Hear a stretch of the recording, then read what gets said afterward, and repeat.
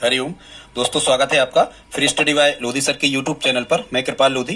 दोस्तों, आज हम आपको लेकर के आए हैं शिक्षक भर्ती परीक्षा का बहुत ही इंपॉर्टेंट टॉपिक, जिसमें दोस्तों आज हम आपको जो गणित शिक्षण की 4 विधियां होती हैं, आगमन, निगमन, संश्लेषण और विश्लेषण, इसमें दोस्तों आज हम आपको विश्लेषण और संश्लेषण विधि में अंतर बताने वाले हैं। दोस्तों, इसके पहले हम आगमन, निगमन और संश्लेषण विश्लेषण विधियों के विस्तृत वीडियो अपलोड कर चुके हैं। आप हमारी शिक्षक भर्ती परीक्षा वाली प्लेलिस्ट में जाकर के उन्हें देख सकते हैं। आज केवल स्टूडेंट्स हम आपको संश्लेषण और विश्लेषण विधि में अंतर बताएंगे, क्योंकि यहां से भी प्रश्न आते हैं कि संश्लेषण और विश्लेषण में मुख्य अंतर यह है कि इस प्रकार के क्वेश्चंस भी पूछे जाते हैं, या फिर प्रश्न आता है कि संश्लेषण विधि की विशेषता ये है या विश्लेषण विधि की विशेषता ये है। इस टाइप के क्वेश्चंस आपसे पूछे जाते हैं। दोस्तों, एक अपील है, यदि आप हमारे चैनल पर पहली बार आए हैं तो प्लीज हमारे चैनल को सब्सक्राइब कर लें, साथ में आए बेल आइकन पर भी क्लिक करें ताकि सबसे पहले नोटिफिकेशन आपको मिलता रहे। दोस्तों, हम इसी प्रकार कॉम्पिटिटिव एग्जाम रिलेटेड वीडियोस को अपलोड करते रहते हैं, आप हमारी प्लेलिस्ट में जाकर के देख सकते हैं। तो बगैर देर किए हुए स्टूडेंट्स, आइए प्रारंभ करते हैं आज का टॉपिक। सबसे पहले जानते हैं कि विश्लेषण विधि को हम क्या कहते हैं। तो अभी आपको एक ट्रिक याद करना है। वो ट्रिक क्या है? अभी शनि चल रहा है, इस टाइप की आप यदि एक ट्रिक याद कर लेते हो तो यहाँ स्टूडेंट्स आ से बनता है आगमन और बी से बनता है विश्लेषण। कहने का मतलब ये हुआ कि जो गणित शिक्षण की आगमन विधि है वही विश्लेषण विधि है, और जो यहाँ शनि से ये बनेगा, सा से बनेगा संश्लेषण और नी से बनेगा निगमन। मतलब जो निगमन विधि है वो कौन सी विधि है? संश्लेषण विधि है। तो ये मनोवैज्ञानिक तो दोनों ही है, पर कुछ डिफरेंस है। जो विश्लेषण विधि है ये ज्यादा ही मनोवैज्ञानिक है और संश्लेषण जो विधि है ये कम मनोवैज्ञानिक है। बाकी संश्लेषण अमनोवैज्ञानिक तो नहीं है। ठीक है स्टूडेंट्स, अब हम देखते हैं कि विश्लेषण के अंतर्गत क्या आता है या विश्लेषण के अंतर्गत क्या परिभाषा इसकी बनती है। तो यहां स्टूडेंट्स जो बी शब्द लिखा है, हाँ, एक चीज और आपको यहां समझना जरूरी है कि जैसे हम कहते हैं आगमन, तो आगमन में क्या होता है कि पहले शिक्षक समान प्रकृति के उदाहरण छात्रों के सामने पेश करता है और बच्चों से ही सूत्र निकलवाता है, बच्चे ही नियम या सूत्र का निर्धारण करते हैं बाद में। तो ये जो आगमन है ये उदाहरण से और नियम की ओर बढ़ती है। तो उसी प्रकार से जो विश्लेषण विधि है यह भी उदाहरण से नियम की ओर बढ़ती है। जबकि निगमन में क्या होता था कि सूत्र या सिद्धांत आपको पहले बता दिए जाते थे और सीधे वहां मान रखना होते थे। तो हम कहते थे कि ये क्या है, नियम से उदाहरण की ओर जिसमें चल रहे थे वो निगमन विधि थी।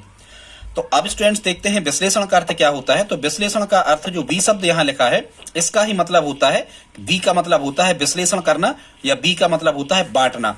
मतलब जो भी विषय वस्तु है, जो भी कंटेंट या पाठ्यक्रम को आप पढ़ा रहे हो, जिस शीर्षक को आप पढ़ा रहे हो, उसे छोटे छोटे हिस्सों में बांटने की प्रक्रिया को क्या कहा जाता है? विश्लेषण।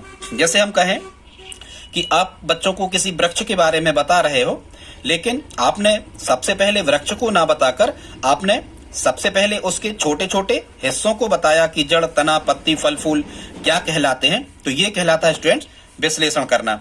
ठीक है, तो विश्लेषण करने का मतलब क्या होता है? बांटना।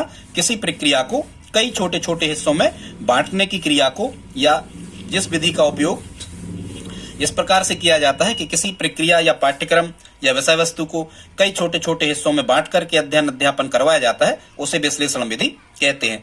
जबकि संश्लेषण, ये सा से स्टूडेंट्स यहां से ही आप अर्थ इसका लगा सकते हो। संश्लेषण का अर्थ होता है समेटना। क्या करना? समेटना। जिन छोटे छोटे हिस्सों के बारे में आपने छात्रों को बताया हुआ था, जब आप इन्हीं छोटे छोटे हिस्सों को मिला देते हो या इकट्ठा कर देते हो तो ये कहलाता है संश्लेषण करना। मतलब बटे हुए हिस्सों को मिला देना या इकट्ठा करने की क्रिया संश्लेषण करना कहलाती है। असल में स्टूडेंट्स होता यह है कि विश्लेषण और संश्लेषण विधि एक साथ कार्य करती हैं। पहले आप विश्लेषण, और इसका क्रम भी याद रखना, इसका क्रम होता है विश्लेषण से संश्लेषण की ओर। ठीक है, विष याद कर लेना, विष को की ओर लगा देना, विश्लेषण से संश्लेषण की ओर। ये इस विधि का क्या होता है स्टूडेंट्स? क्रम होता है। क्योंकि पहले जब आप छात्रों को कक्ष में अध्ययन करवा रहे होते हो, अध्यापन करवा रहे हो, तो पहले आप क्या करते हो कि किसी प्रक्रिया को छोटे छोटे हिस्सों में बांटते हो और बांटने के बाद आप उसको मिलाते हो, तभी तो बालकों को समझ में आती है। मतलब विश्लेषण और संश्लेषण की क्रिया एक साथ चलती है। फिर भी इनमें कुछ अंतर हैं, उनको देख लेते हैं। विश्लेषण विधि में अज्ञात से ज्ञात की ओर चलते हैं, क्योंकि एक प्रकार की आगमन है, और इसमें ज्ञात से अज्ञात की ओर चला जाता है। जो विश्लेषण विधि है इसमें नियम सिद्धांत छात्रों को स्वयं ही ढूंढना होते हैं, इसलिए हम कह सकते हैं कि विश्लेषण विधि बुद्धिमान छात्रों के लिए और बड़ी कक्षाओं में उपयोगी है। और जो संश्लेषण विधि है ये मंद बुद्धि या पिछड़े छात्रों के लिए उपयोगी है। विश्लेषण विधि के दौरान क्या होता है कि नियम और सिद्धांत सूत्रों की खोज छात्र स्वयं करता है, इसलिए विश्लेषण विधि में तार्किक व निर्णय शक्ति का विकास होता है छात्रों में। और यहाँ चूंकि बहुत सरल होती है संश्लेषण का मतलब है कि सीधा का सीधा सूत्र आपको दे दिया और मान रखना है और आंसर आ गया, तो इससे तार्किक व निर्णय शक्ति का विकास नहीं हो पाता संश्लेषण विधि में। फिर जो ये विश्लेषण विधि है ये कुछ सजीव और रोचक विधि है, क्योंकि विद्यार्थी लगातार इसमें क्रियाशील रहते हैं। शिक्षक अधिक क्रियाशील नहीं होता, शिक्षक यहाँ मार्गदर्शक होता है। संश्लेषण विधि नीरस और निर्जीव है छात्रों के दृष्टिकोण से, क्योंकि यहाँ छात्र निष्क्रिय रहते हैं, ज्यादा मदद शिक्षक कर रहा होता है संश्लेषण विधि के दौरान। विश्लेषण विधि जो है स्टूडेंट्स ये मनोवैज्ञानिक है, जबकि जो संश्लेषण विधि है ये पूर्णतः मनोवैज्ञानिक नहीं है। बहुत इंपॉर्टेंट फैक्ट स्टूडेंट्स, अमनोवैज्ञानिक ये दोनों विधियां नहीं है। देखो विश्लेषण तो अच्छी है, विस्तृत जहां देखो बी का मतलब होता है विस्तृत, और विस्तृत का मतलब क्या होता है कि जहां छात्रों को विस्तृत ज्ञान दिया जा रहा है, उनका विकास, सर्वांगीण विकास उनका किया जा रहा है, सभी क्षेत्रों पर बल दिया जा रहा है, सभी क्षेत्रों का विकास हो रहा है विश्लेषण में, तो आप समझना ये बहुत अच्छी होगी, मतलब मनोवैज्ञानिक होगी। अब हम संश्लेषण को अमनोवैज्ञानिक नहीं कह सकते स्टूडेंट्स, ये पूर्णतः मनोवैज्ञानिक नहीं है, ऐसा हम संश्लेषण को कह सकते हैं। आगे देखते हैं जो विश्लेषण विधि है इससे किस प्रकार के प्रश्न हल किए जाते हैं, अब हम इन पर विचार करते हैं। आपको प्रश्न आता है कि सिद्ध कीजिए त्रिभुज के तीनों कोणों का योग 180 अंश होता है, या पाइथागोरस प्रमेय या थेल्स प्रमेय को आपको सिद्ध करना है। या सिद्ध करने वाले सभी जो प्रश्न होते हैं स्टूडेंट्स वो सभी के सभी विश्लेषण विधि पर आधारित होते हैं, उनको हमें विश्लेषण विधि से हल करना होता है। क्यों करना होता है? क्योंकि उसमें हमें दिया है सिद्ध करना है, रचना, उत्पत्ति, मतलब प्रश्न का विश्लेषण करने की आवश्यकता होती है। ध्यान रखना जितने भी लंबी चौड़ी इबारतों के प्रश्न आएंगे, चाहे वो अंक गणित के हों, चाहे वो बीज गणित के हों, चाहे वो रेखा गणित के हों, यदि वो विस्तृत टाइप के क्वेश्चंस होंगे सिद्ध करने वाले, तो ऐसे प्रश्नों को हम विश्लेषण विधि से हल करेंगे। और ऐसे प्रश्न जैसे मान के चलो आ गया कि क्रय मूल्य इतना है, विक्रय मूल्य इतना है, लाभ क्या होगा, तो सीधा आपको सूत्र मान रखना है, ज्यादा कुछ दिमाग नहीं लगाना।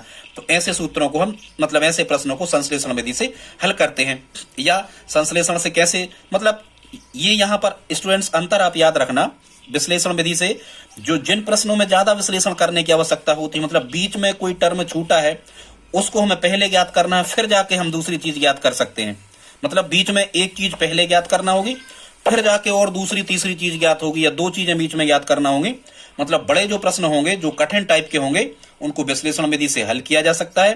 बाकी यदि कह दिया जाए कि एक आयत की लंबाई इतनी है, चौड़ाई इतनी है, क्षेत्रफल क्या होगा, तो सीधा आपको मान रखना है सूत्र में, तो ये संश्लेषण विधि से हल होगा। ठीक है, अब हम देखते हैं कि विश्लेषण विधि में और क्या होता है। क्योंकि जब इसमें विस्तृत अध्ययन हो ही रहा है विश्लेषण विधि में, तो हम ये कह सकते हैं कि इससे विद्यार्थियों को नवीन ज्ञान प्राप्त करने के अवसर मिलते हैं विश्लेषण में। इसमें विद्यार्थी को नवीन ज्ञान प्राप्त करने के अवसर नहीं मिलते संश्लेषण में, क्योंकि इसमें विद्यार्थी को पूर्व से तैयार सामग्री पहले से ही उपलब्ध करवा दी जाती है शिक्षक के द्वारा। यहाँ शिक्षक सक्रिय है, वो सूत्र वगैरह आपको पहले बता देगा और आप सीधे मान रख के आंसर निकाल सकते हैं संश्लेषण विधि में। ठीक है, आगे देखते हैं जो विश्लेषण विधि है इसको सिखाने में अधिक समय लगता है, क्योंकि आप छात्रों से ही ज्यादा कार्य करवा रहे होते हैं।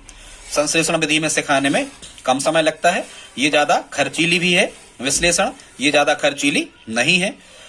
फिर हम देखते हैं कि किन कक्षाओं में विश्लेषण विधि का उपयोग होता है। तो प्राथमिक कक्षाओं में इसका उपयोग नहीं हो सकता भली भांति। क्यों नहीं हो सकता? क्योंकि ये छोटे बच्चे इतना अधिक जानते नहीं, उनका ज्ञान विस्तार बहुत अधिक नहीं होता। संश्लेषण विधि का उपयोग उच्च कक्षाओं के शिक्षण में उपयोगी है, मतलब अधिक ही उपयोगी है उच्च कक्षाओं के, क्योंकि यहाँ विश्लेषण विधि में बहुत समय लगता है, इसलिए पाठ्यक्रम पूरा नहीं हो पाता। लेकिन यहाँ उच्च कक्षाओं में पाठ्यक्रम को निर्धारित समय में पूरा करना होता है, इसलिए उच्च कक्षाओं के शिक्षण में ये उपयोगी है। ठीक स्टूडेंट्स, हालांकि संश्लेषण विधि निम्न कक्षाओं में भी उपयोगी है, क्योंकि ये सरल मेथड है। फिर विश्लेषण विधि चूंकि विस्तृत है, इसलिए विश्लेषण विधि के द्वारा छात्रों में कई अच्छे गुणों का विकास होता है। जैसे छात्रों का आत्मविश्वास बढ़ता है, उनमें मौलिकता बढ़ती है। मौलिकता मतलब किसी भी कार्य को, किसी भी समस्या को बहुत अच्छे तरीके से हल करने की क्षमता, या सबसे अलग तरीके से किसी समस्या को हल करने की क्षमता, ये मौलिकता कहलाती है। तो विश्लेषण विधि में कई अच्छे गुणों का विकास होता है, छात्रों में आत्मविश्वास बढ़ता है, मौलिकता आती है, वैज्ञानिक आविष्कार की प्रवृत्ति का विकास होता है। लेकिन जो संश्लेषण विधि होती है, इसमें विद्यार्थी को स्वयं अधिक परिश्रम नहीं करना पड़ता, इसलिए इनमें कई अच्छे गुणों का विकास नहीं हो पाता है जो होना चाहिए। अब हम देखते हैं स्टूडेंट्स, निष्कर्ष क्या निकल के आता है। शिक्षक को विश्लेषण कार्य पूरा करने के बाद ही संश्लेषण की ओर बढ़ना पड़ता है, इसलिए दोनों विधियां एक दूसरे की पूरक हैं। क्योंकि किसी भी कॉन्सेप्ट को जब आप कक्षा में पढ़ा रहे होते हैं, अध्ययन करवा रहे होते हैं, तो विश्लेषण कार्य पहले करना होता है, इसके बाद संश्लेषण करना होता है। पहले छोटे छोटे हिस्सों को बताना होता है, फिर पूरा जोड़ के बताना होता है, वो संश्लेषण करना कहलाता है, समेटना। इसलिए दोनों विधि एक दूसरे की विपरीत नहीं है, दोनों विधि एक दूसरे की पूरक हैं, दोनों एक ही सिक्के के दो पहलू हैं, दोनों में धनात्मक सहसंबंध होता है।